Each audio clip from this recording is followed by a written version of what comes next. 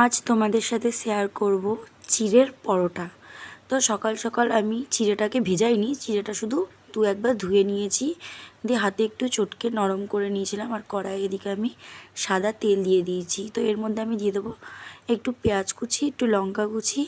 এটাকে হালকা তোমার ব্রাউন করে ভেজে নেব, খুব বেশি ভাজবো না, হালকাই ভাজবো। তো হালকা ভাজা হয়ে গেছে দেখো। এরপরে আমি দিয়ে দেবো এতে চিড়েটা দিয়ে খুব ভালো করে মানে নাড়তে হবে এটাকে, একদম যেরকম তোমার মানে আটা মাখো, ডো বানাও, ঠিক সেরকমভাবেই এটাকে নেড়ে নেড়ে মাখতে হবে। এতে কোনো জল দেওয়া যাবে না, এটা মানে হালকা হালকা ভাজা হবে। তারপরেই দিয়ে দিতে হবে নুন, আর এর সঙ্গে সামান্য আমি চিনি দেবো, কারণ এটা একটু মিষ্টি মিষ্টি খেতেই ভালো লাগে। তো এটা খুব ভালো করে আমি দেখো জল ছেড়েছে, চিনিটা গলে গিয়ে আমি কিন্তু একটুও জল দিইনি।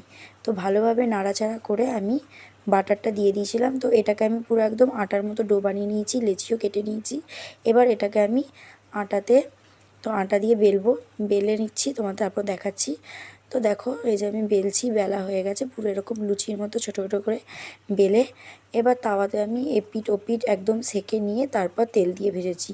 তো এরকম দুপিঠ ভালো করে মানে কম তেলে ভাজতে হবে, খুব বেশি তেল দিয়ে ভাজলে হবে না, কারণ বাচ্চাদের জন্য তেল খাওয়া খুব একটা ভালো নয়। তো এরকম পুরো আমার চিড়ের পরোটা তৈরি। তোমরাও চাইলে বাচ্চাদের টিফিনে এরকম দিতে পারো। এটার সাথে না তোমার সস দিয়ে খেতেই বেশি ভালো লাগে। আর যেহেতু আমার ছেলে দুবার টিফিন হয়, তো এই জন্য আমি একটু কেক আর একটু কলাও দিয়েছিলাম। তো আমার এই চিড়ের পরোটা রেসিপিটা তোমাদের কেমন লাগলো কমেন্ট করে বলো।